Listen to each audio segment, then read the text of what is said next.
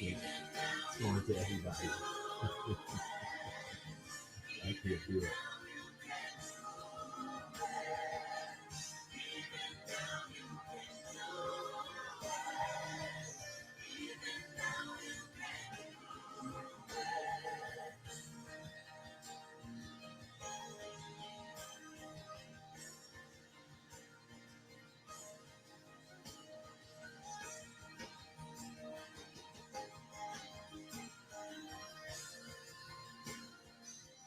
Pretty, I didn't break.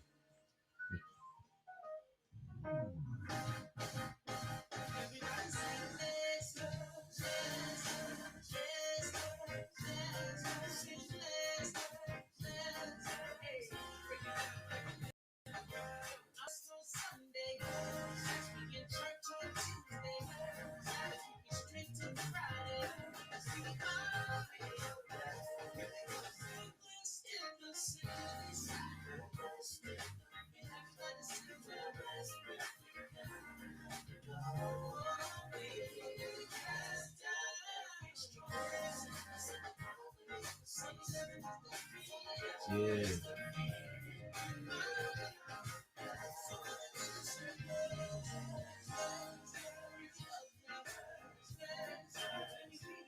Okay.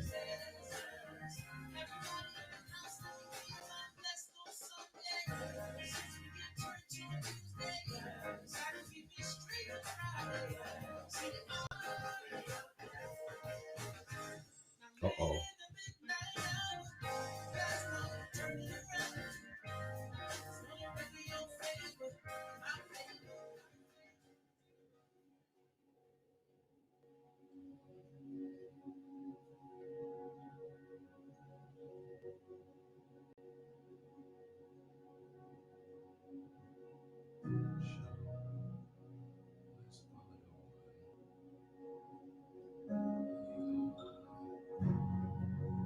Messages from the stream. Okay. Okay, there we go. From some destinations, okay.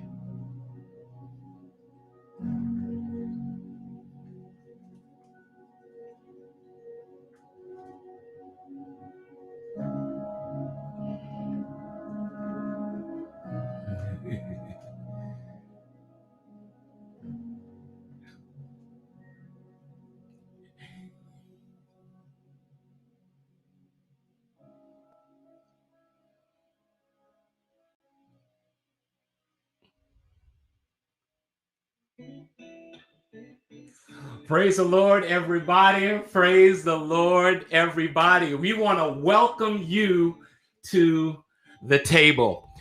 Tonight, I am Delroy Brooks, and tonight we are going to have a discussion with some young people hosted by Donovan Childs, associate pastor of the University Church.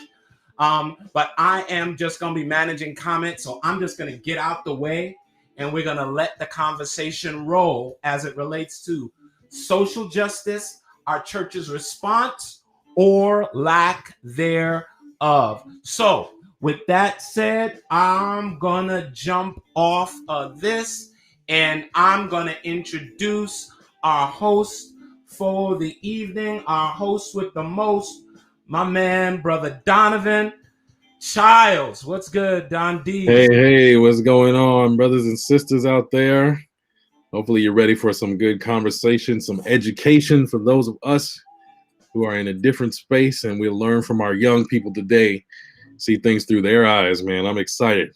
All right. With that said, I'm going to just bring everybody else on screen. So we got Miss Aaliyah Payton. How you doing, Aaliyah? I'm doing well. How are you guys doing? We are doing good. Great. Good to see you. I'm going to bring in Brother Charles Aaron Dill. How you doing? Good to see you. We'll bring in Miss Kai Simone Hodges. Hey. And last but not least, Brother Kyle Smith. Say hey to the folks, Brother Kyle. Hello. All right, Good to and be now here. I'm going to take myself off screen. I'm handing over the reins to you, Brother Don Dees. You go ahead and make it happen, brother. Have a great conversation, everybody. All right, all right. So I'm very interested to hear from you all, and I think one of the first things that would be really good if we could just get to know a little bit of background from you. I got the bios, but that's kind of boring to just read the bios off. So I want you to tell the people what you like to know about yourself, and we'll start from Sister Aaliyah. Yes. Hello, everyone. Good evening. My name is Aaliyah Payton. I'm originally from San Bernardino, California, repping 16th Street. And now currently I live in Maryland. I teach third grade in Washington, D.C. And I consider myself an educator, activist, influencer, leader. And so I'm happy to be here tonight. So thank you for having me. All right, all right. Let's move on over to you, Brother Charles. Cool. Charles is my dad, but Oh, sorry. Charles Aaron. Sorry, what's that? Aaron. It's okay. I'm also from San Bernardino, California. Attended the same church, 16th Street. Good to see you. I see Pastor King. I saw Pastor Henry in the chat. So good to see y'all as family. I currently work for Assembly Member Jose Medina, doing some local politics stuff, and I've worked for the Democratic Party before this. And then before that, I was at Oakwood under the direction of President Kyle Smith. So happy to see him on this call too. Yeah, happy to be here. All right. Let's go to you, Sister Kai Simone. Hey, what's up, everybody? My name is Kai Simone, but I go by Kai most of the time. I am from Oakland, California, and I'm currently a senior theology major at Oakland University. All right. Oh, yeah, the Bay Area representing. All right, Brother Kyle. Hey, everyone. My name is Kyle Smith, originally from San Diego, California, America's finest city. And so very proud to be from that part of California. And God has blessed me to be able to work in Riverside, California. I'm currently an associate pastor at Mount Rubidoux SDA Church. And before that, I was at Andrews most recently. And before then, my heart, Oakland University down in Huntsville, Alabama, a wonderful HBCU institution. All right, so we got the Oakwood connection rolling here, huh? All right, so we talking tonight, this evening, about social justice. And before we kind of get into some of the questions, I want to see where is our mind, where is our thinking at. So when social justice, when you hear that term, what comes to mind? Words, phrases, situations. What comes to your mind when you're hearing this term or when you're thinking about social justice? And anybody can start. Just go ahead and jump on in, and we'll just have a natural conversation. I'll start, sure. When I hear the term social justice, I think revolutionaries. I think of folks fighting for the freedoms of not just one people, for all people. That's what I hear when I hear those words, social justice. Yes. I would say I would think of disadvantage, equity, equality, and fairness. For me, when I hear social justice, I just think I kind of flip the words around to be justice within society. And so, environmental justice would be making sure that our planet is healthy for all people. I think that to make sure that the justice system works for everyone in society, not just a favorite group. Yeah, for me, I agree with Aaliyah. She said equity, and that's one of the main points of social justice for me, making sure that everybody has the same opportunity and the help that they need to get where they should be. Now, so we're coming at this, West Coast Worship Collaborative. So of course we've got our eyes on the church and how the church functions. So how has your church experience prepared you for dealing with social justice issues? Has it been good? Have you found some lacking, or what has your experience been in just the preparation or the experience from the church? Yes. Well, I'll start. I would say that I would feel unprepared as far as coming from the church and moving into a direction to speak out against social injustices, in a sense of also feeling a little bit not at ease, a little worried, concerned, in a sense of also silence sometimes.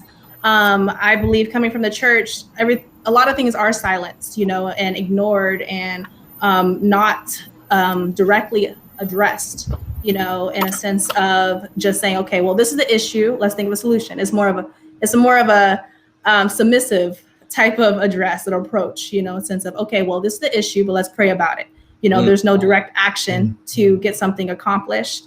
And so those are my perspective. I actually had to, kind of expand my environment outside of the church to have a better address and a better approach addressing certain issues and different discussions about social justice in order to get something accomplished and see different perspectives, because I didn't feel like I was properly prepared to address certain issues that are related to our community. Mm-hmm. Yeah, I think I would just piggyback off that. We grew up in the same place.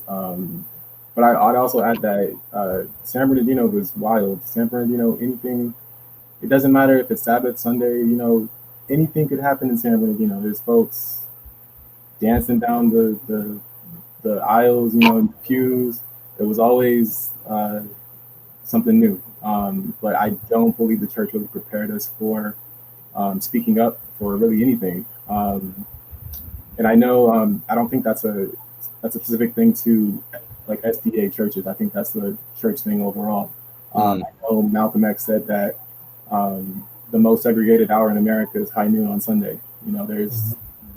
It's a huge issue that the church sweeps under this really small rug, and they try to make it seem like it's not there. But we really don't do a good job of teaching us to speak about anything that has any sort of level of being comfortable is out. At least that's what my experience was. Has been your experience. Okay. Yeah. Okay. Brother Kyle, Sister Kai. For me, I would say growing up, I had a similar experience. At my local church, I would say social justice wasn't, necessarily preached heavily from the pulpit, as is probably common in most churches. Growing up, the one difference I would say is that when elementary, I did go to a Christian school. I mean, it wasn't Adventist; it was a Baptist elementary school, and I felt like they taught our history, and they made sure that we as young kids knew like what happened during the civil rights era. And so definitely I wish it would have happened at my local church, but growing up, that religious organization, that Baptist church school, they did present that information. And then not necessarily from the church specifically, but once I got to college and in grad school at Oakwood and at Andrews, actually, I saw a lot of either pastors or professors or leaders kind of getting up front and saying something. And I think it's partially just due to the climate of the country currently right now, that maybe they felt more comfortable. It definitely wasn't happening like maybe 10, 15, 20 years ago. But I've been grateful to see that shift. And so, when I come to my current church, Mount Rubidoux, they've been, before I got there, it's been active in the community. I definitely think we can all do better. We're probably not at the same level of activism that MLK had and during the early civil rights movement, but thankfully I'm glad that our church is being a little bit more proactive. Even having a conversation like this, I think probably wouldn't have happened 5 or 10 years ago. Okay.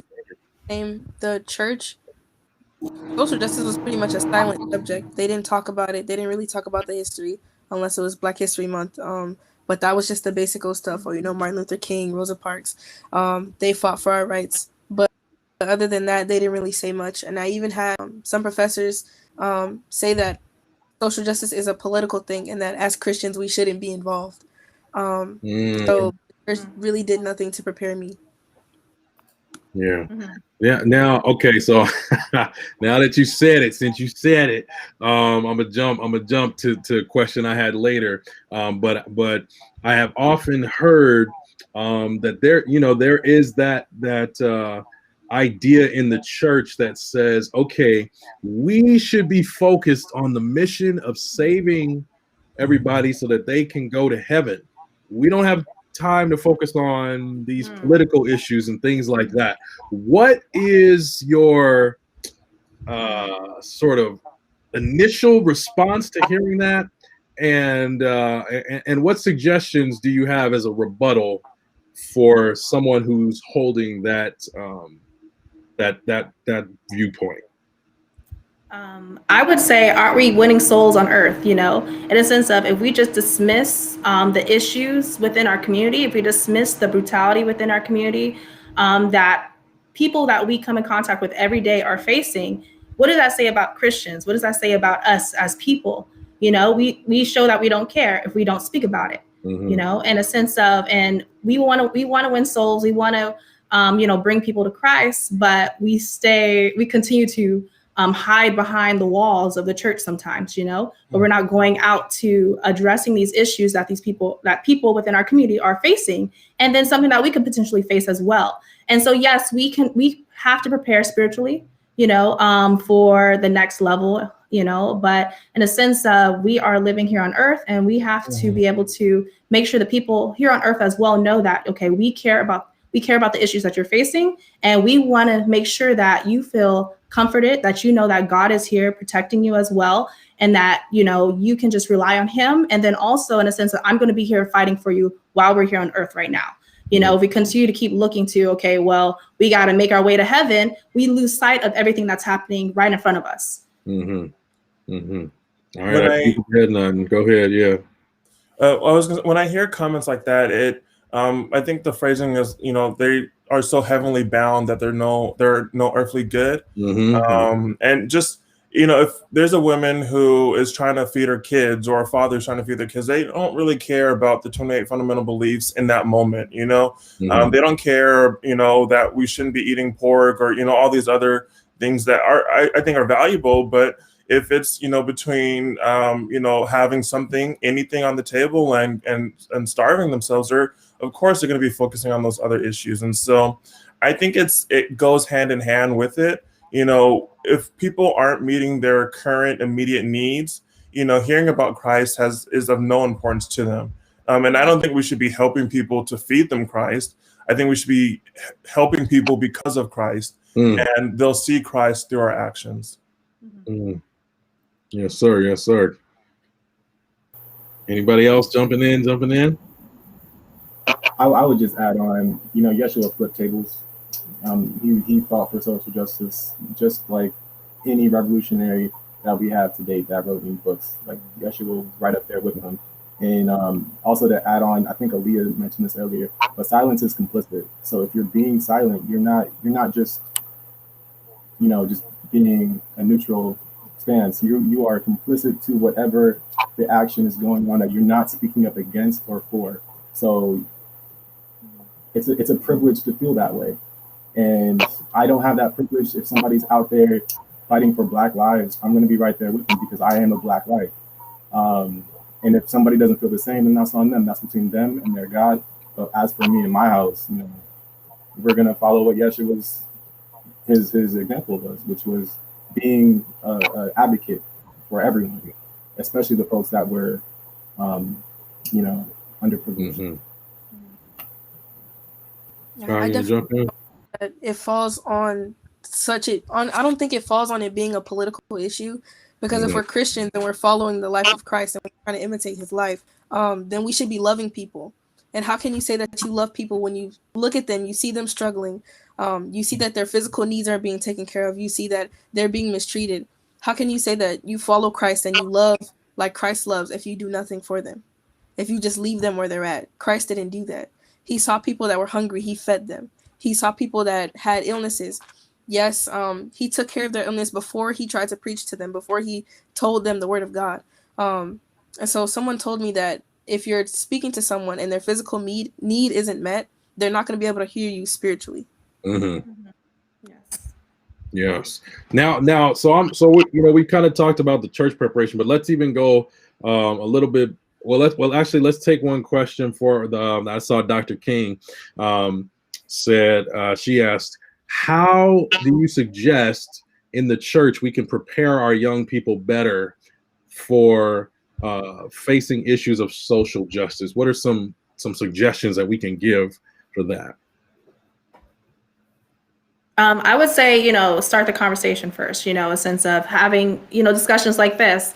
I always say the first step is to talk about it, address the issue. The next step is to, continue to make a financial impact as well. But, that's more of, okay, we're going to donate to this organization, or we're going to, fund this program, that tackles these issues. And then also contacting those who can make a major impact, as far as politicians, getting politicians involved with the church. I know that, we mentioned before, as far as, church and politics shouldn't mix. But when it's more of a social more of a social issue where it's community issue, that's not just politics, and social issues do influence politics. Because if we are saying, okay, needs to be done, we need to be able to contact those politicians who can get that done. Mm-hmm. I'm sure that we all believe in voting, right? And so if politics isn't a part of the church, then Christians shouldn't believe in voting, so in a sense. And so I believe that we need to kind of follow a step process, starting with the conversation, then, adopting an organization or a program that we can fund, as a church that's close, and then that even wins souls right there, giving them involved, saying that, us as a church, we care about your movement, and then contacting those individuals who can make a major difference, and kind of having that step process to say, we're actually going to make a major impact in addressing these issues from start to finish. Yes. And another option I think that could work is listening to your youth.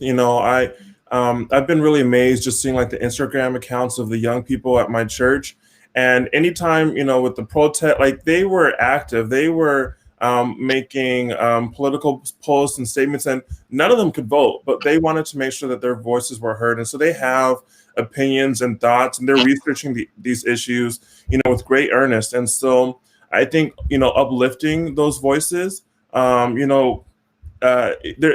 Z, those who are currently, I guess, the young people at our churches, and then also maybe finding specific avenues that we could work on. No one church or person or group can fix everything, but maybe if in your church you're like, we're going to dedicate our time and energy to helping people who've been wrongly convicted, or we just find one family who has a tradition, or like their family's been incarcerated. Like, I think if we focus on it, it makes it a lot more tangible. It makes it a lot easier to relate to and to handle and get our grips on.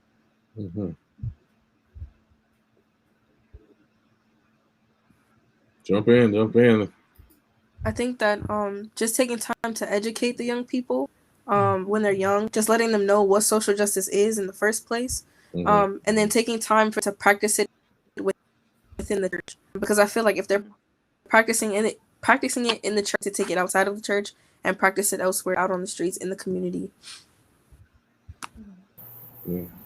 Yeah, I think I can't really add too much to what everyone said. I think everyone kind of hit the nail right on the head. Also, shout out Miss Novella. I see her in the chat. She's a light. She's a light. Love her. All right. Now, when in your how was it growing up in your homes? Did you have homes that were justice minded, or was that something that you learned later after you left home? What was that part of your experience? So your question is, so in your homes, were social justice issues talked about? Were you educated through your family, or was it something that after you kind of came out and you were either in college or doing whatever in life, then you kind of had those sensors more more as part of your life later on? I'd say personally, my mother is a very strong woman, a very strong Black woman. I was born her third year at Spelman, her second child.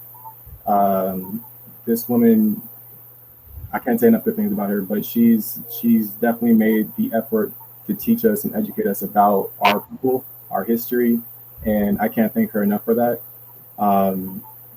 Also, growing up, it wasn't, it wasn't like, what are you going to be when you grow up? It was like, what HBCU are you going to attend? You know, like that's a big portion of culture that I don't think many people of color can see, you know, because they're just so focused on whether it be like a paycheck to paycheck thing or a job thing. I think that's a very it's a very privileged way to think. But I really appreciate the amount of education she put into each and every one of us that really, you know, put us on the path for our lives today. And I appreciate that. I think Black people, because of melanin and because of the blessing that we have on our lives, are the most amazing people on the planet. So that's something that every Black child should know because it's empowering. Not just for social justice, just for you waking up every morning and breathing in the Holy Spirit. You know what I mean? Mm-hmm. Yeah. I hear you, man.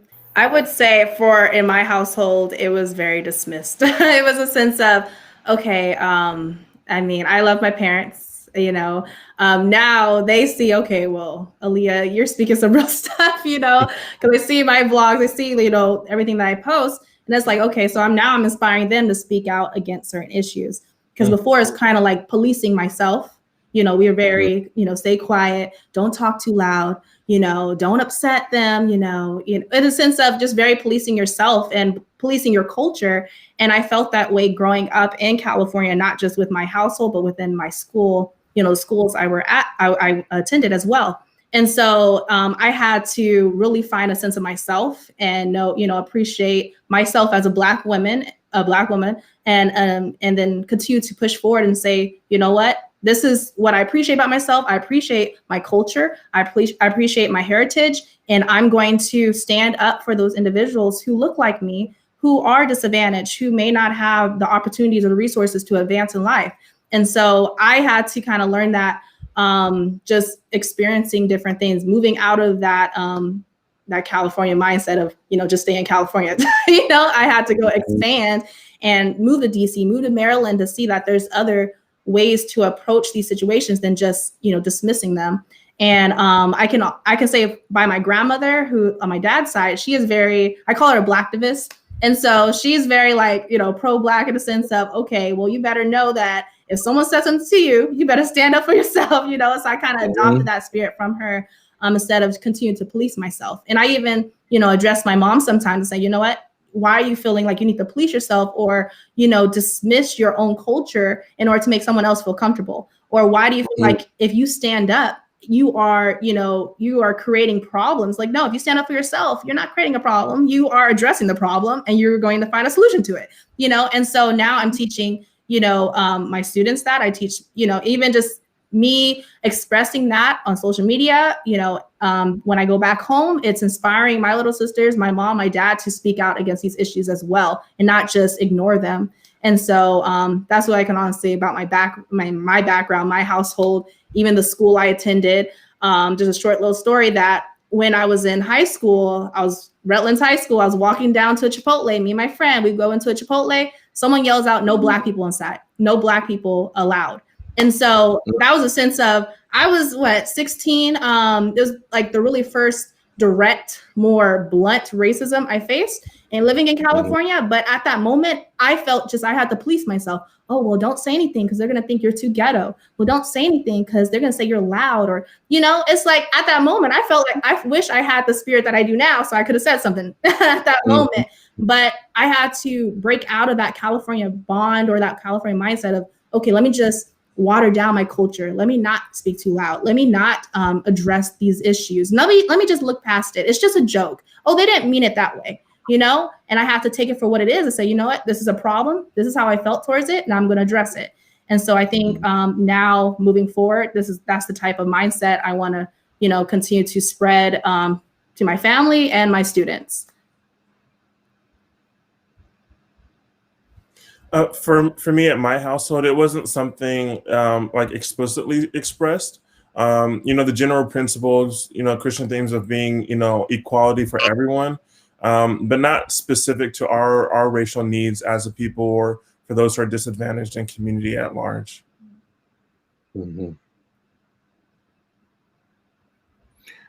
So I want to jump on You know, what Aaliyah is saying there, and I think it goes really well with the question that Dr. King is asking here, because we do find a lot of times where we've got to do, like you said, this policing thing, or you know, you got to sort of keep it down and whatnot.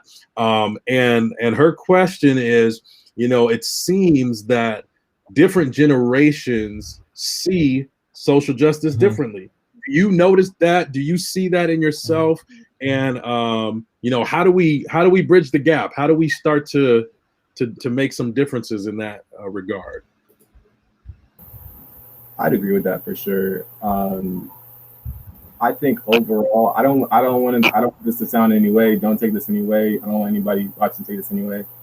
I think we're less afraid now than we have ever been before. I think there is less of a stigma to ruin somebody's day, you know? And I think that's great. I think we need to do that more. I think we need to be more comfortable in ourselves and not change ourselves for whatever room we go into. I think it's important that we bring ourselves with us everywhere we go. And that's my entire family coming with me. So I'm speaking on behalf of them. You know, I'm not just talking for me. So I know what I'm representing. Yeah, that's all I would say. Yes. So thank you, Ms. Butler, and thank you, Ms. I think Hill as well. I appreciate it. And so I would say the bridge that gap is one, to have a conversation.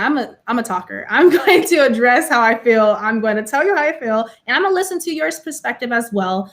And so like I mentioned, as far as like with my mom growing up, in a sense of that mindset of policing yourself, in a sense of, you know, that's based on confidence too, in a sense of, you know, knowing yourself and self-esteem.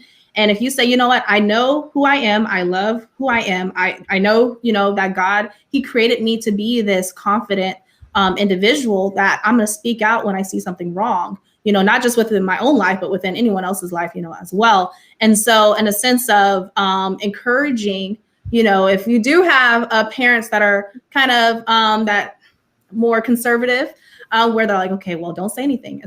Well, I'll tell my mom or my, you know, whoever who's my relative respectfully, well, I'm going to stand up and advocate for those who don't feel comfortable speaking out, you know? And so I will be that voice. If you don't feel comfortable speaking out, if you feel like, you know, it's going to jeopardize your job, I know a lot of careers are jeopardized when individuals do speak out. And so I can see that being the issue.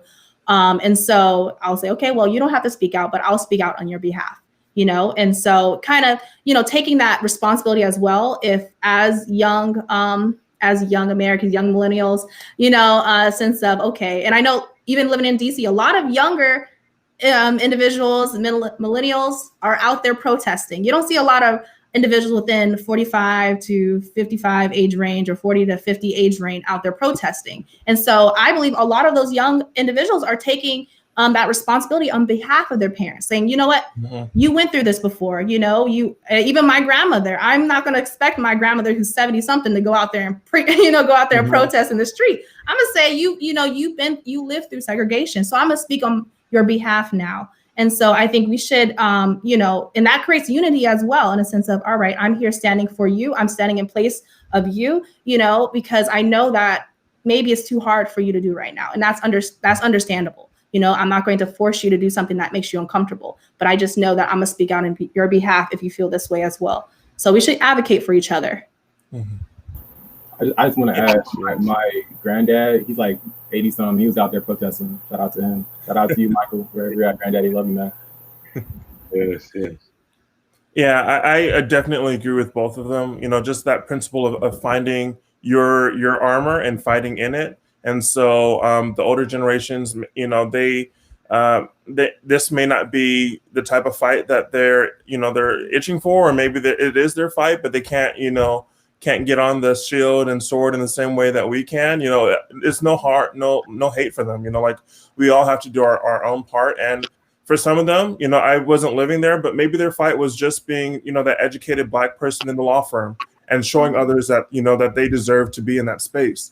But for us now, It's no, I'm gonna wear my hair out the way I want to. Like you should already be accustomed to me being in this space, but now you're gonna be accustomed to me being my full authentic self, and you're gonna see me in the streets. Like I think with each generation, we're able to advance it to different levels, and even Gen Z and the generation that comes after them.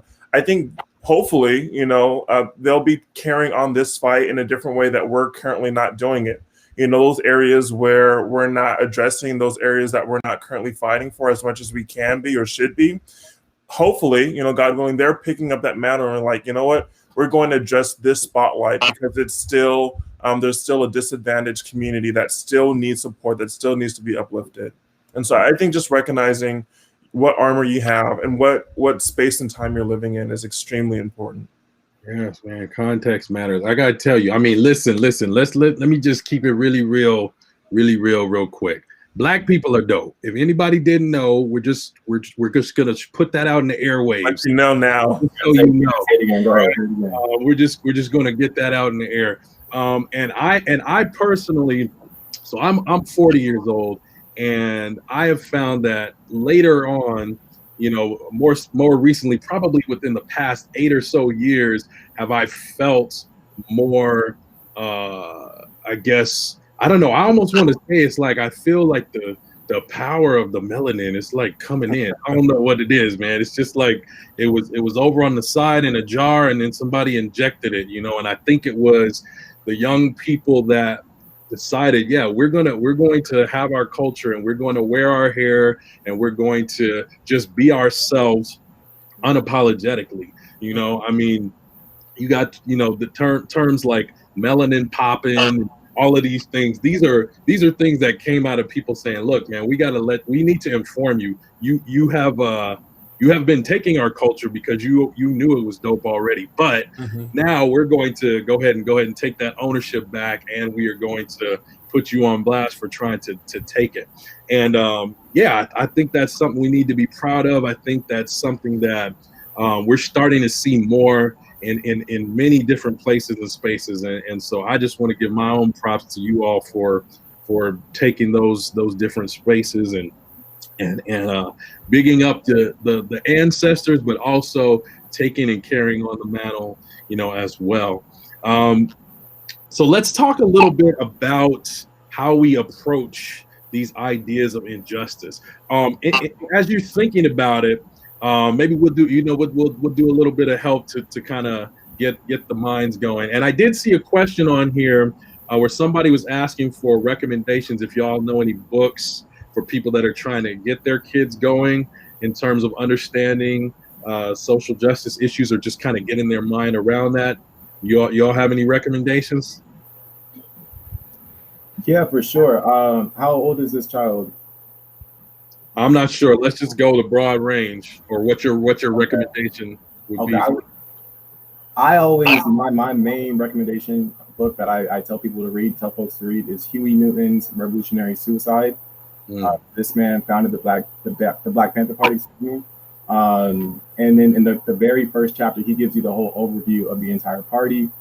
There's a lot of misconceptions about the party, about what it was, about what it did, and the help that it provided to the community, help that we still see today, like the free lunch program. So I would recommend that book just to give a good first kind of, here you go, first knowledge of what revolutionary life is like and what that could look like.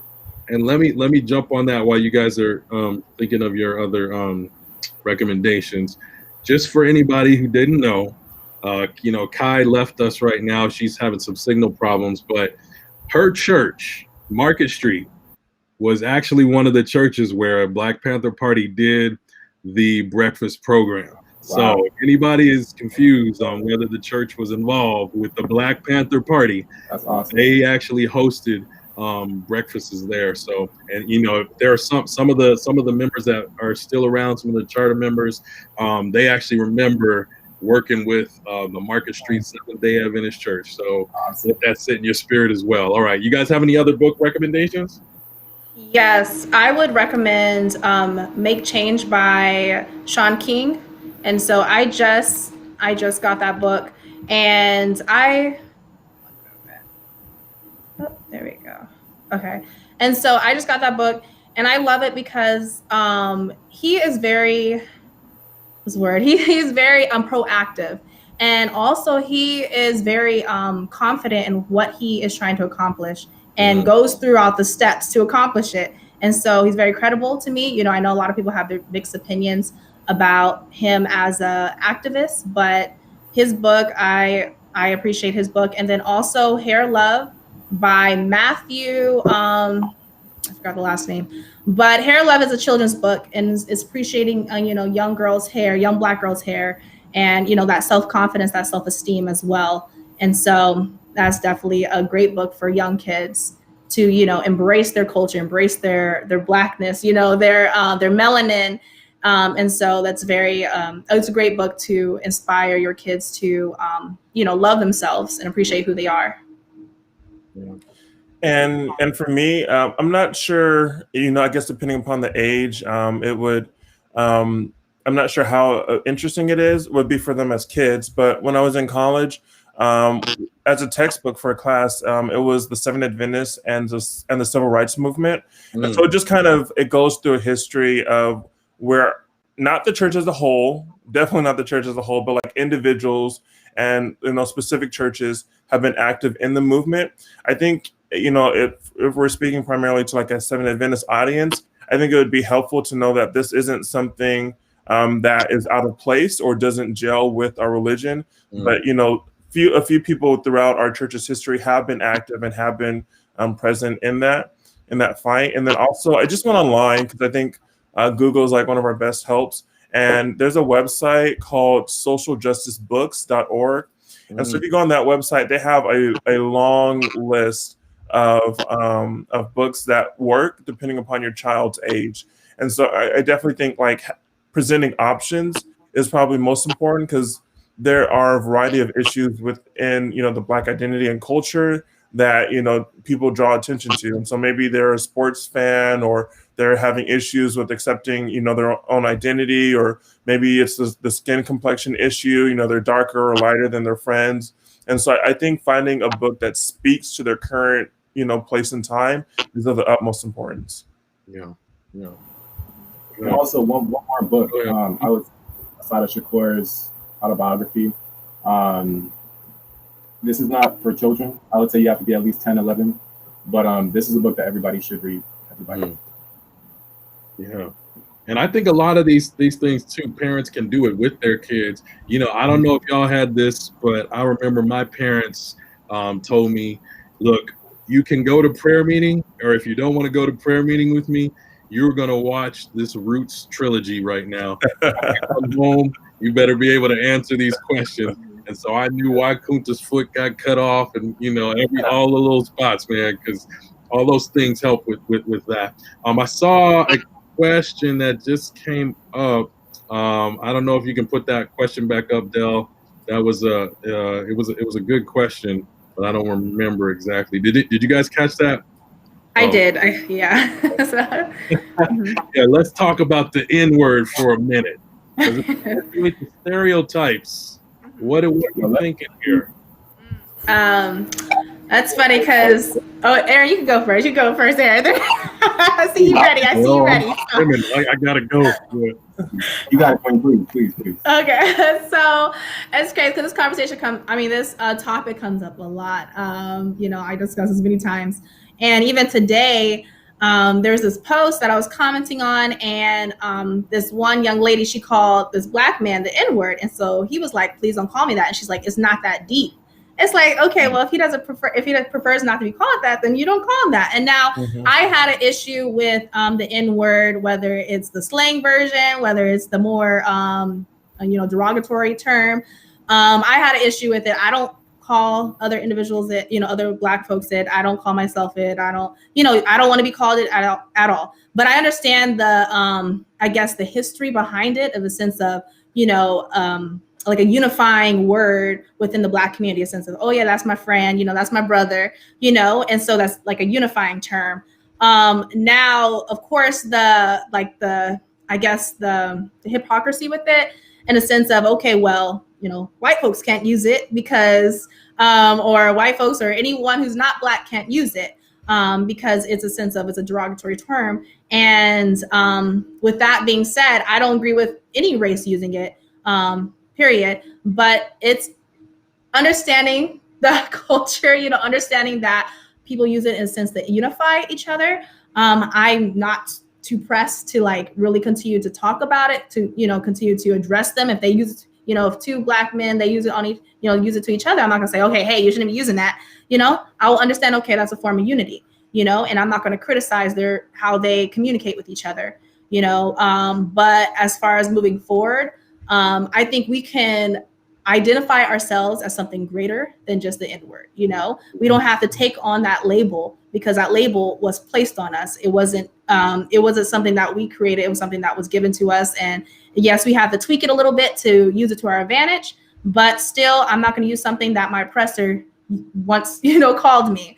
And so I to each to his own, a sense of, if you feel comfortable using it with your friends to communicate, so be it. If you feel like that's a different definition of it, so be it. But if someone doesn't want to be addressed that way, then don't address them that way. And, we shouldn't have an issue with that.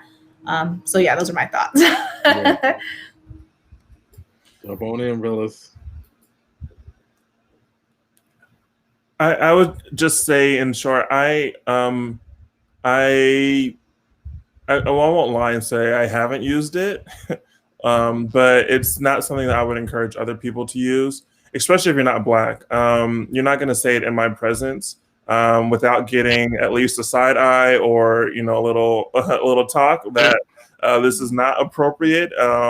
There was even I can't.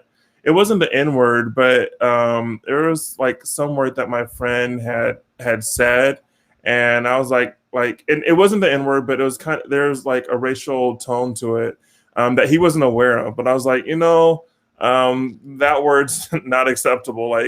You're gonna need to find another way to express, our friendship and how close you think we are. Mm-hmm. And even he wasn't even using it maliciously. He didn't know, but he was going to know, and he was not going to use that word uneducated in the future. There was an author at the Atlantic who did a really good there's a video on why white fans of hip hop can't use the N-word.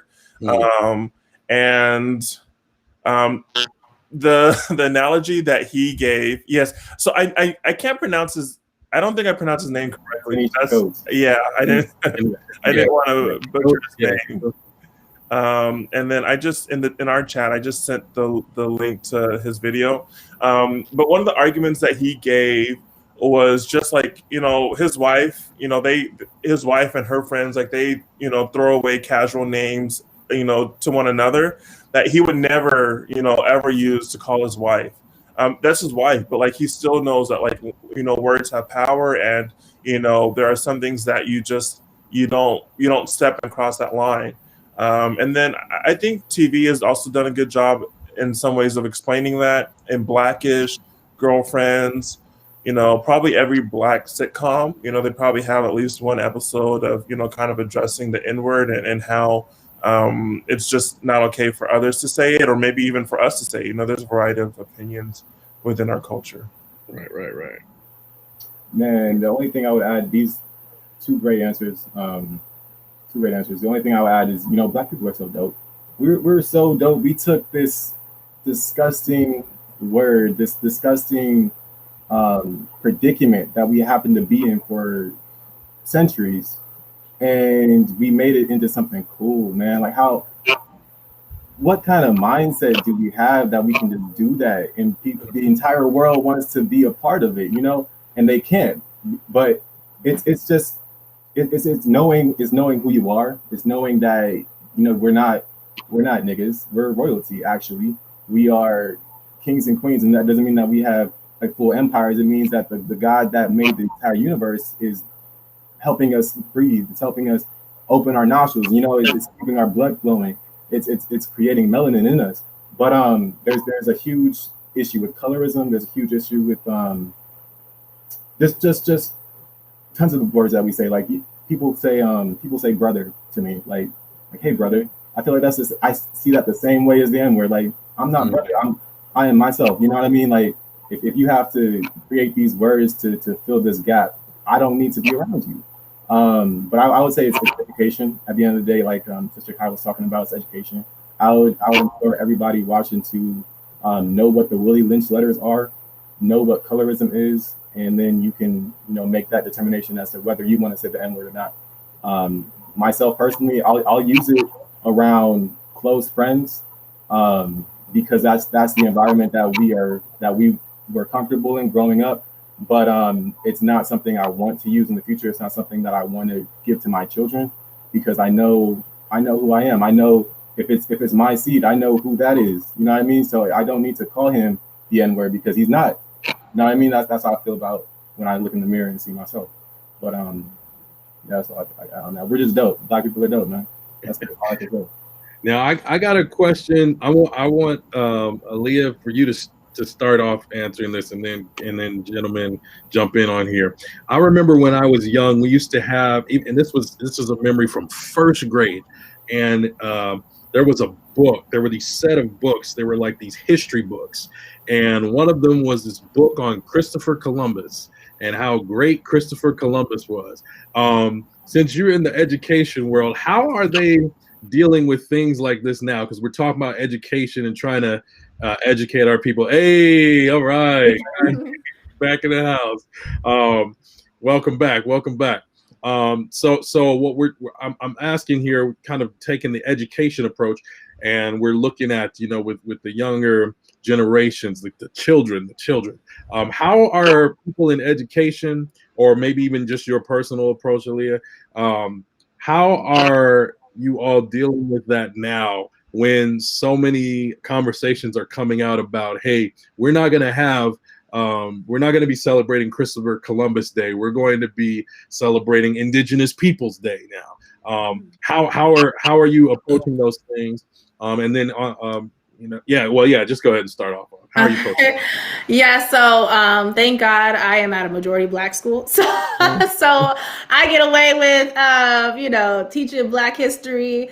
Like our unit for social studies for third grade is learning about the history of Washington D.C. So I showed them, a little video about African Americans within Washington D.C. during the early 1900s. So because that's relatable. And so, like I said, thank God I'm teaching at a majority Black school because I need to find things that relate to them. They can't relate to Christopher Columbus. They can't relate to what's called Eleanor Roosevelt, or they can't relate to George Washington. It's like if they related to George Washington, I would have to tell them the ugly truth. In a sense. So within our school, my school does a great job of adopting Black culture, Black history all year round. And so because we have Black administration, and that's one thing that's why I decided to work in Washington, in DC, in Northeast DC, because I wanted to be around my culture, my people, and because I didn't have that growing up. And I knew that these students need positive role models within their life. And so we as a school, like not even just my class, but as a school, we adopt Black culture, and we go down to the grit of not just with Martin Luther King, but with Madam C.J. Walker, just going down to deeper roots, understanding like, okay, well, yes, we did have a time in history where there was slavery, but that's not all Black history. It didn't start from slavery and then end up the civil rights movement and then now 2020. It's like the whole Harlem Renaissance era, Black Wall Street, all that, we just skipped over that when I was growing up. And so we will do our students a disservice if we don't even share that with them, And so with my students, like I said, since I teach reading, language arts, and social studies, so I go into, as far as Black history, understanding, the importance of Black art and, Black performers to Black inventors, And it's funny because we were having a professional development meeting at my school, and they were looking up, or one of the leads, she was researching certain articles that the kids can read and answer questions to. So I was like, okay, are there any Black inventor articles? And so she talks to Black inventors, and of course nothing shows up because it was like it was more a general platform that maybe everyone in the country uses. So I was like, okay, so then I go on my way to ask, are there any resources that we can use that really help our students understand Black culture, Black art, Black inventors, Black influencers? Is there resources? So I go out of my way to find those resources. Now, as far as if I was working at a predominantly white school, I don't think I would be able to get away with that. But even with my friend, he's a teacher as well. He teaches history in high school, at the high school level. And so he will tell me all the time that he gets in trouble with his administration because they don't want him teaching African culture. It's like, well, it's like the school doesn't have a problem with Roman culture or, Roman Empire. But then, when you try to teach African culture, there's a problem. It's like, and that's a sense of that systemic racism within the education, system, that institutionalized racism, and so it's like, all right, we need to break those barriers, and whether we have to do it ourselves, because I know at the top level, it may not get done,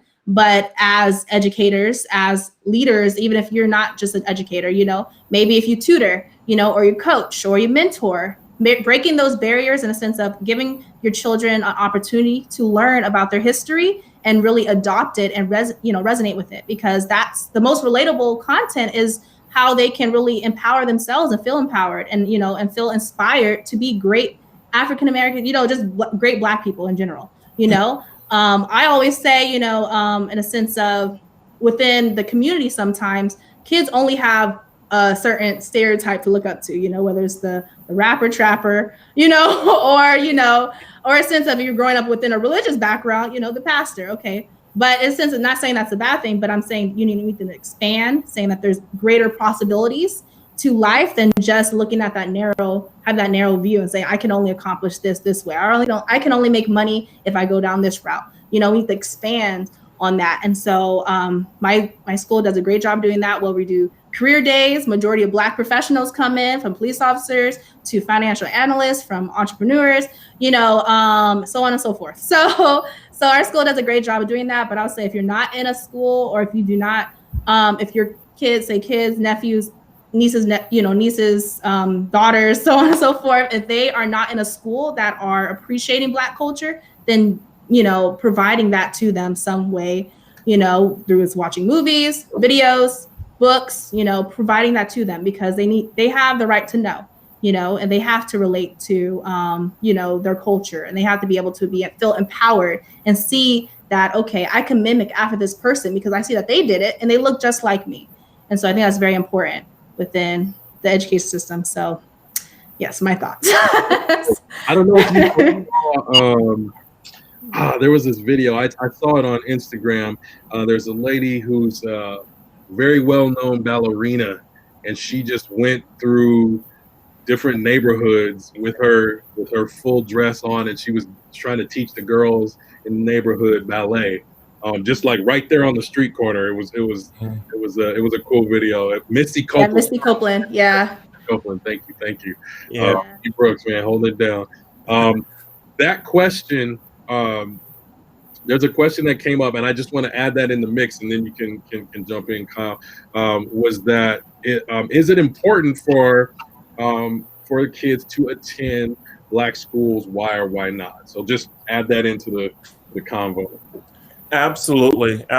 Having had the chance to spend, I guess, the majority of my educational experience in a predominantly Black institution, I think it is critical. It's something that I'm going to look for with my child, whenever that happens. Like going to a day school all the way up through 6th grade, where the majority, I think, only had one white teacher from daycare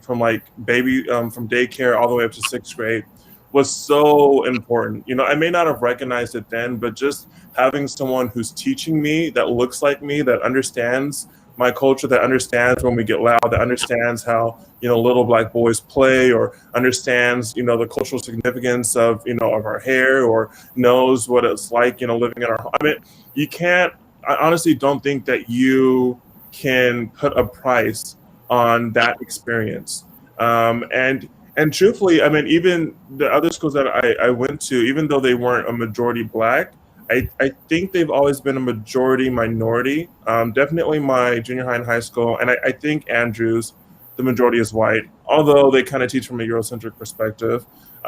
Just being surrounded by other people who are minorities, I think, plays a huge dividend. When I went to Oakwood, one of the things that I just absolutely loved was having this opportunity to see my president, the university president, be black, to see the deans black, to see, I mean, like everyone. It wasn't just the person in the cafeteria. It wasn't just the person, working sanitation or working grounds.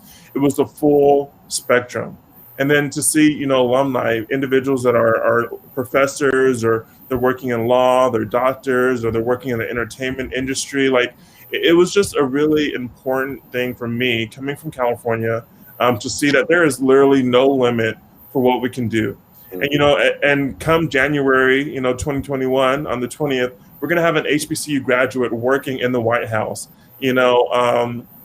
I love the way Aaron phrased it earlier, just like, what HBCU are you going to? When I speak to someone who's younger, I definitely would love them to go to an Adventist school, but if they're black, it's like, well, we'll make sure there's an Adventist church nearby. Like, what HBCU are you going to if it's not Oakwood? Like, you need to, I just think it's so critical, it's so important to have people that understand your perspective, that are rooting for you. I mean, I don't know how many times I had professors invite me over their house, or they saw that I was struggling with something and took time out of their day to help me, And these individuals aren't getting paid a lot of money, but they're literally doing like ministry, they're doing, missionary work, serving the students there. And so if there's any opportunity for you to send your kid to a black school, I would say take it. And then if your child isn't able to attend a school that's primarily black, something that I've heard some other parents just like, whenever they're signing their kid into a new school, talking with the teacher, letting them know, like, hey, like, this is how you're going to address my kid, like off the bat, like not waiting for an incident to occur where there's like some misunderstanding upon culture. It's like, no, you have a black kid in your class. If you're not educated, you need to get educated on how to interact with them, how we're not going to let microaggressions just occur and then not be addressed. Asking maybe what school you go to, like, what do you do for Black History Month, or how do you incorporate, the inventions that minorities have done throughout the entire school year. And so I think all of that is extremely, extremely important. And I think it's just kind of built in, though, when you go to a black school. Some of those infrastructures are just already there. There's still work to be done, for sure. I wouldn't say Oakwood is perfect, or any HBCU by any measure. We all know about the many issues, long lines and all this and that. But the personal attention that you get from those schools, I think you can't buy it. Okay, let me let Kai jump in real quick, Aaron, and then we'll get to you. As far as education goes, the schools I went to growing up were majority minority. There weren't a lot of white kids in my schools, but I didn't have a lot of black teachers. But my teachers did make it a point to explore all different types of culture, even if they weren't represented in our classrooms. And going to Oakwood was a new experience for me because, that my school was like 30% black, 60% Latino. So the black culture that I knew was pretty similar to the one that I was already experiencing. But going to Oakwood was like, it was like going to a whole different country. There was so many nooks and crannies of African-American culture, black culture that I had never experienced, never seen before. And it just really opened my eyes, and I was able to, being from California, everything's pretty chill, everything's pretty laid back. Nobody's really like, nobody's really like into things like that. But going to Oakwood, being able to see the different struggles that people went through because they're from a different part of the country, or because their parents aren't from this country, just really opened my eyes to the vast variety of black culture that a lot of people don't see. They see us all as one. So I do think it's important to send your kids to schools where they can get, educated on their own culture, and not just their specific culture, but cultures similar to theirs, and those that are very different, because it opens up your eyes to not only fighting for your people, but for other people who are overlooked. Yes. Are we all from California on this? That's cool. I think so. That's amazing. That's cool. That was points. I think all three really hit different nails on the head. I had very similar experiences to my fellow Oakwoodites here, just from being a person from California that goes to the South.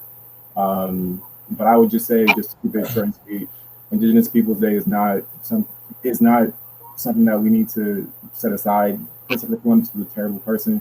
He didn't discover America first. Africans traveled the entire globe, and they left themselves in pockets all over the world. Ancient Africans, like these are folks that were all over the entire globe. So don't let European history lies make you think that they discovered something. There were people here that that didn't have anything to do with Europeans. So it's very important that we educate ourselves and re-educate what they put into our brains. If you went to a public school, if you had that white supremacist system drilled into your head as a child, it's important to know what the Moors were that went up from North Africa and went into Europe and gave all this knowledge to the Europeans, and they just took it for their own. And it's important to know that the only thing that white people really invented was the patent office. So you have to understand that black and brown education is where you need to be because you are a black and brown person.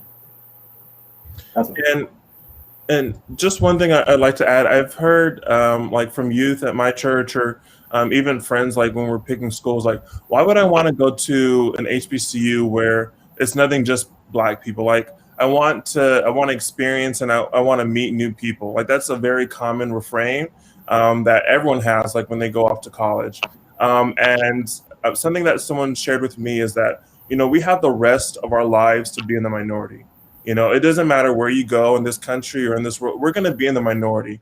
And so just taking those 4, 5, 6, however many years it takes you to get through college, enjoy being in the majority, enjoy not having to explain why your hair is in a bonnet or, explain why, you don't put peas in your potato salad. I mean, like, there's just like so many like intricacies of our culture. And so having those 4 years to not have to explain who you are, I think is just extremely valuable.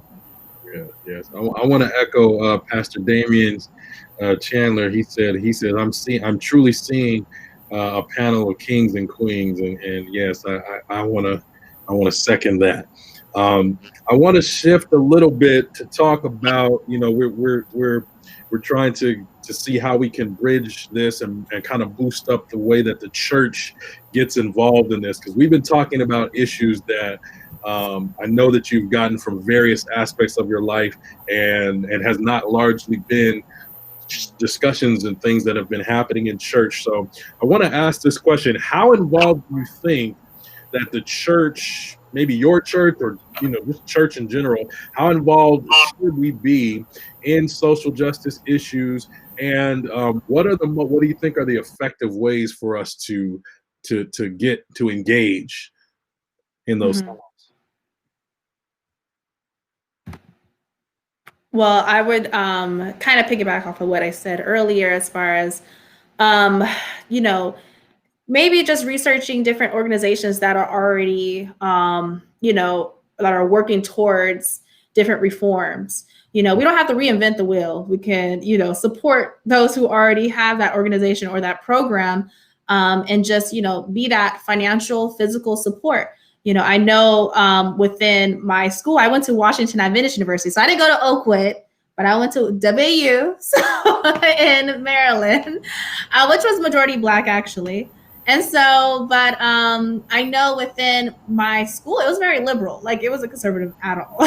So it's very liberal, but we addressed certain issues, as a university, where the president, the provost came out and spoke about these different things because they seen where we were at, the location.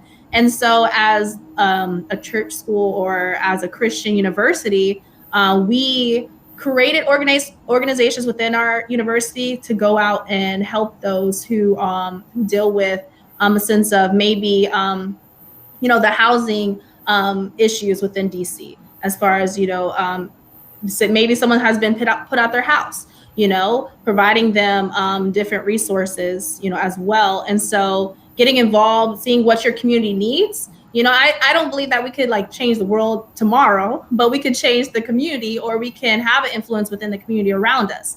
A lot of people will say, well, we need a leader to do this. Well, no, we're all leaders within ourselves. You leading the next person next to you is you being a leader and you having a positive impact. And so as a church, we should develop the community. Use the community around us, or, look within the community around us and say, what are the specific needs that our community needs? What are the specific issues that we need to address within our community, whether it's homelessness, whether it's, a form of poverty, whether it's, education, lack of education. I know Pastor King did a great job of hosting the tutoring program this past summer. That builds that, or decreases that gap, that achievement gap within minority kids. That's a social issue in itself. Mm-hmm. And so we can reach the people within our community. We don't have to say, okay, well, let's go to the president, do this. No, we can, contact our local city council member. We can contact our local mayor. I know Mount Rubidoux, and I definitely respect, as far as what Mount Rubidoux has been doing with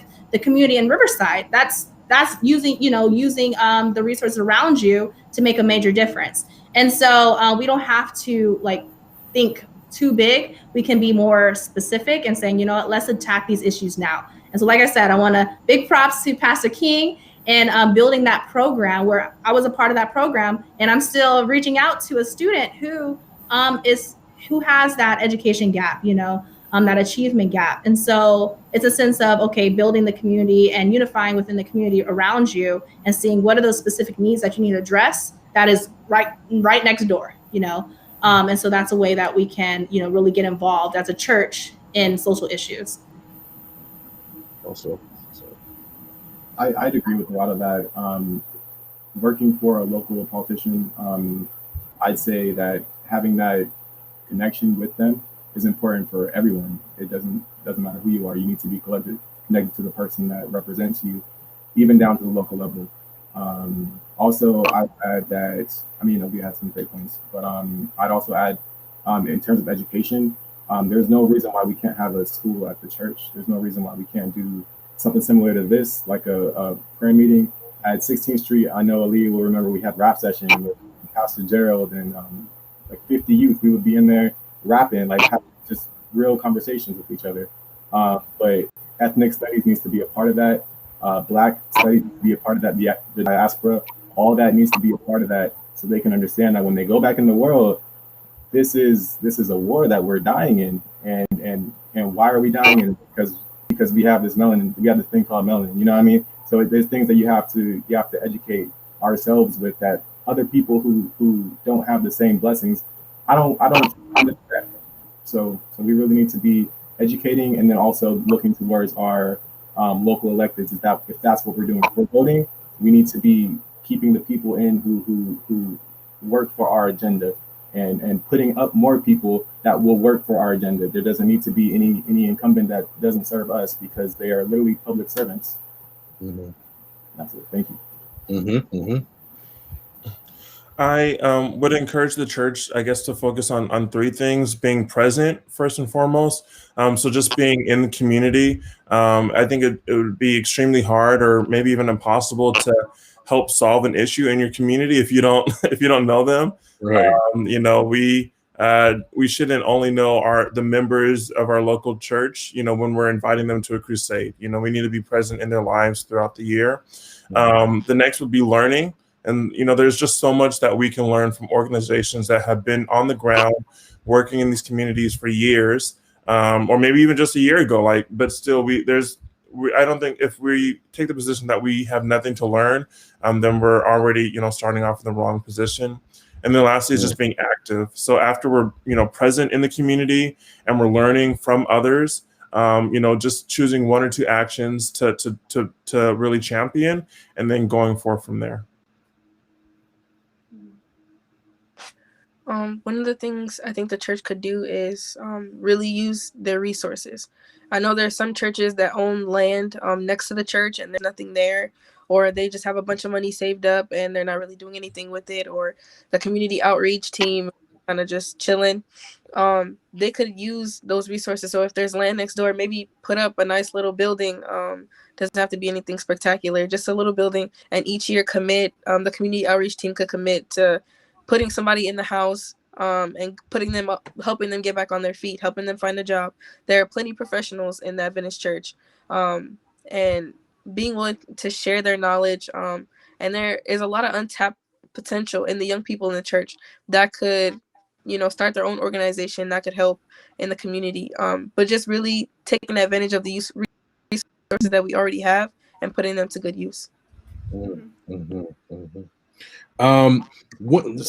So I noticed something very interesting that happened, and it was global.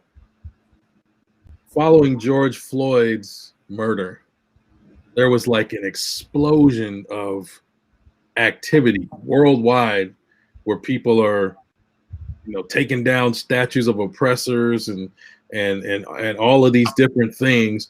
And sometimes churches were involved, and I'm speaking the church in general, not necessarily just Adventism, but sometimes they were not really there to be found. And so I have a two-part question I want to ask.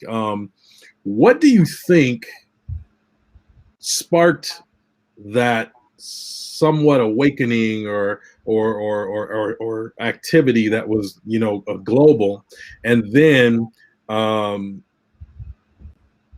when should the church get involved in these things? And we're kind of coming close to the end. I want to make sure everybody gets to say something. So, try to keep it concise. But what do you think sparked that? And when should the church get involved in those type of things? Aaron can go. Okay. So I would say, as far as what sparked it, is because it was filmed, and it's in your face. So it's like, if you ignore it, then I'm questioning your character, in a sense. So it's like, if the church just ignored it, or if leaders in the church just ignored it, it's like, what do we say? What do we say about those leaders? They're leading us in a direction where we're ignoring issues that are obvious, And so I respect church leaders who said, this is what I don't agree with. And we need to stand and say, this is unacceptable. We're not going to tolerate this. And there needs to be accountability across the board for those who are involved. And so, and then the world, that world movement, in the sense of, you had, the NBA, posted the Black Lives Matter, even the, what's called, pro baseball. I can never remember. There we go. But anyway, so it's like that great movement. It's because it was in your face. And so, there were some individuals who were like, okay, well, George Floyd, he whatever deserved to whatever, and it was just ignorance, in a sense. And it was very upsetting to see that some people who consider themselves Christians, who support Trump, just ignored it too, and so I question their character as well. And so as a church, we have to be able to say, what's morally right? At the end of the day, this is not even just morally right. That's not even, forget about religion, but this is not even morally right. And so as individuals, as Christians, we have to see what is wrong and what is right, and we're going to stand up for what's right. And so, and then that movement, we're going to be a part of that movement that's right. Now, I understand that there's different agendas, I'm not going to go way off topic, but there's different agendas as far as, different movements of how to address these issues. Are we going to riot? Are we going to protest? Oh, we need to pray about it. We need to act on it. We need to vote about it. Yeah, there's different ways to address, the issue. And as a church, we need to be that leader and say, we're going to address it this way. Yes, we can pray about it, but let's take action as well.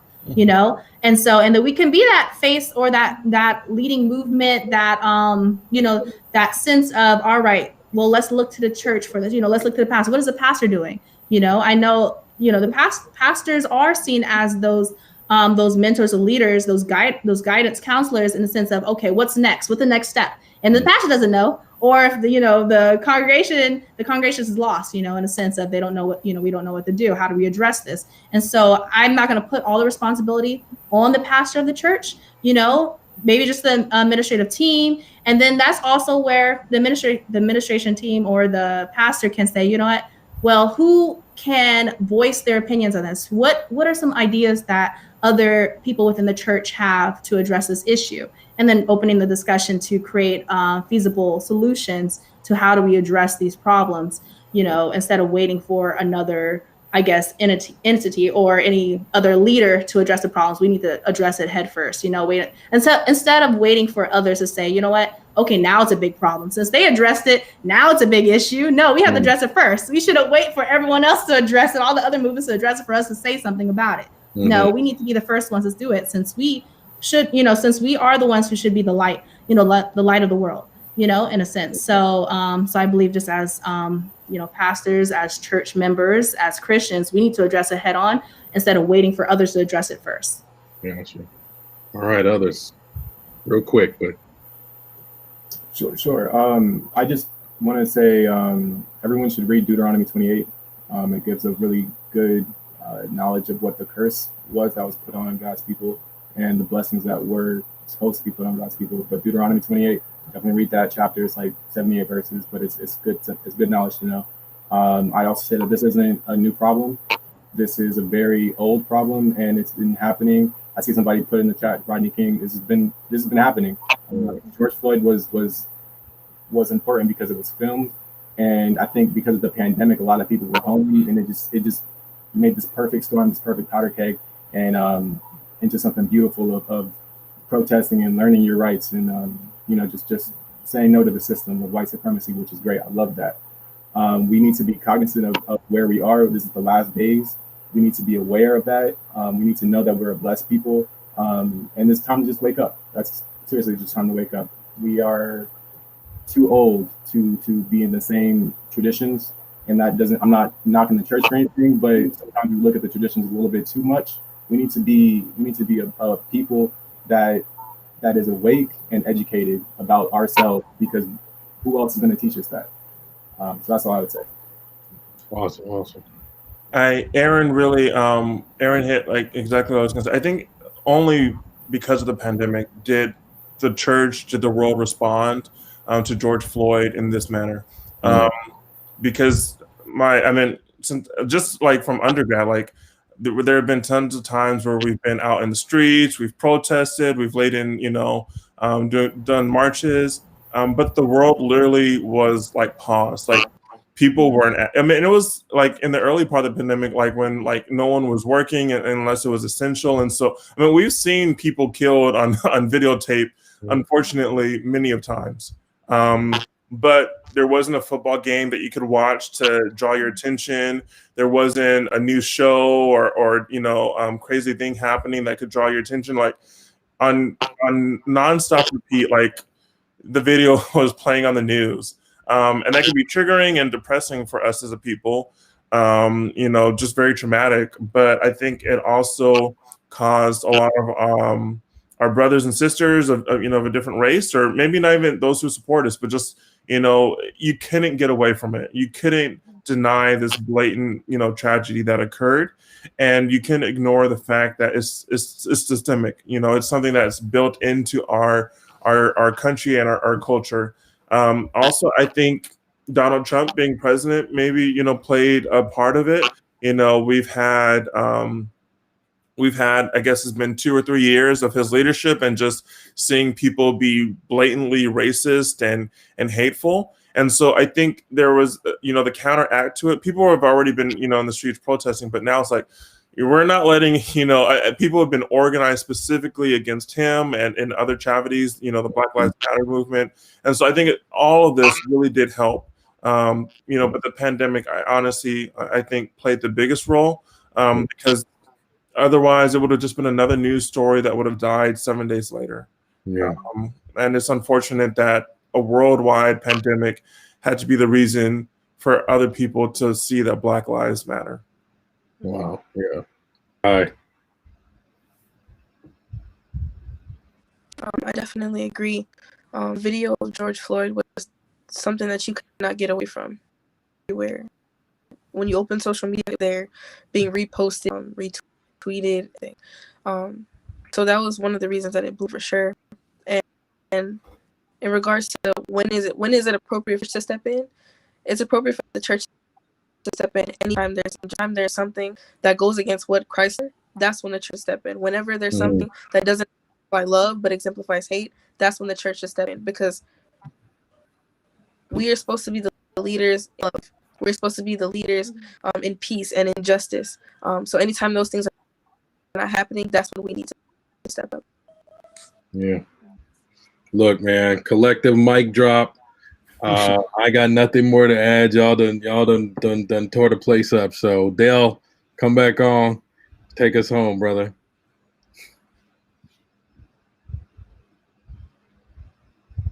All right, here we go, everybody.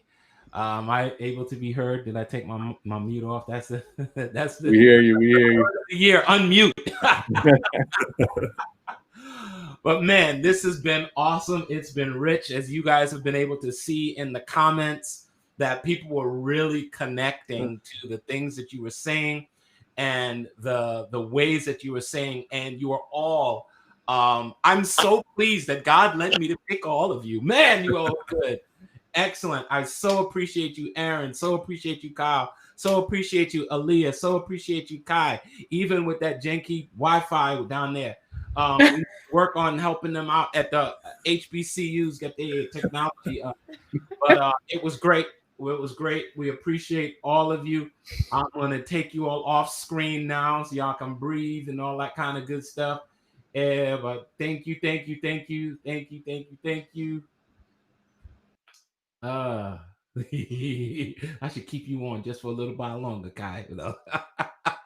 Oh man, this was great. We so appreciate everyone who've been in the chat, connecting and just keeping the conversation going. And that's what happens. This is what happens around the table. It's what the table is for, place of conversation, and it's something we want to be able to continue doing. But that was what we were doing tonight, welcoming you to the table. And now on tomorrow night, I want to invite in our brother Damian Chandler. What's up? What's up? What we can expect. Oh, man, I am so excited. Can you hear me, or am I good? Yeah. Man, I am so excited about what happened just now, dude. Like, that was crazy. Wow. That was nuts. Like, yeah. I hear people say all the time that the church is in danger and we don't know what they're going to do. Well, let me tell you what the millennials are going to do. What I can't wait to get out of the way, because that lady Aaliyah, she was dangerous. and Kyle and Aaron and Kyle, my God, that I cannot imagine what it would be like and what would happen if we were watching them lead the church in the way that God would tell them to lead the church. I am excited. I'm excited. So I hope that you were blessed on tonight. I hope that you heard what God was trying to say to us through our millennials. And I want you to go into the chat and let them know. I mean, if you were blessed, don't be silent. Go ahead and put it in the chat and let them know. Well, the West Coast Collaborative has been a group of pastors that got together all on the West Coast and said, listen, it is too difficult to do ministry alone. We don't want to do life or ministry by ourselves. We've been meeting for months and planning for this week, and we hope that you have been blessed. And if you have been blessed, the only thing that we need you to do is to tell somebody. So last night we had the prayer experience with prayer warriors from across the West Coast. I believe that from heaven, the West Coast was lit. God could literally see the light shining on the West. And then on tonight, our millennials took the stage and they just said, listen, later for silence, we got work to do. And I as a pastor, accept that charge. Now, tomorrow night, Friday night, we're going to be in my bag, because Friday night is going to be a worship experience like you haven't worshiped since we've been in the pandemic. You're going to lift your hands. I want you to bring your dancing shoes. We're going to shout. We're going to cry. We're going to testify. Tomorrow night, we have our virtual concert. It is called Night of Worship now. And so on tomorrow night, I need you to bring a friend. Please, I need you to bring a friend. I need you to bring a brother, a sister, drag somebody. I need you to get the lawn chairs and take out the projector and set it up. I need you to clean out the couch, vacuum underneath the cushions, and get ready for an outpour of God's Spirit. It's going to be music from across the country, moments that were all created during this COVID time that have blessed our souls. And I'm going to be joined by Michael Bennett and our co-host, Michael Bennett and Jillian Monet. She's going to be in the house as well. So Delroy, I am so excited. I am so excited about what God is going to do on tomorrow night. Amen. And we are excited too. 7 p.m. on whatever way you connected with us tonight. We invite you to join us on the West Coast Worship Collaborative Facebook page, but you can go to the YouTube and Facebook pages of all our collaborative churches. We're asking everybody to share it with somebody else. Be with us again tomorrow night, 7 p.m. Make sure you got a good internet connection and a running room, and you will indeed be blessed. That's it for us tonight. You know what? I started this thing by just shoving everybody in, and we didn't have a word of prayer. So I want to pray for us now to close. So if you don't mind, let's have a word of prayer, everybody. Father, in the name of Jesus, we thank you for this opportunity to have been able to talk, share, hear, learn, and listen. Now, God, we pray that you would be with us and everyone else who's been connected to this awesome night around the table. In your name, I pray. Amen. Amen. God bless you, everybody. We are done here for tonight. Bye. Brother Damien, you stick by.